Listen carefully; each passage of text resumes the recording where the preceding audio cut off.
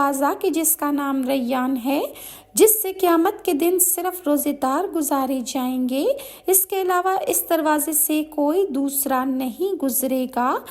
رسول اللہ صلی اللہ علیہ وآلہ وسلم کا ایک اور جگہ ارشاد گرامی ہے کہ روزے دار کے منہ کی بو اللہ کے نزدیک مشک کی بو سے زیادہ پسندیدہ ہے۔ گویا روزے دار کا اللہ تعالیٰ کا محبوب ہو جاتا ہے کہ اس کے منہ کی بو بھی اللہ تعالیٰ کو بہت پسند ہوتی ہے اور خوشگوار لگتی ہے۔ اور یہ ہے روزے داروں کے لیے انعام اور اللہ کی محبت کہ جو لوگ روزہ رکھتے ہیں، اللہ تعالیٰ ان پر اپنی نظر کرم فرماتا ہے۔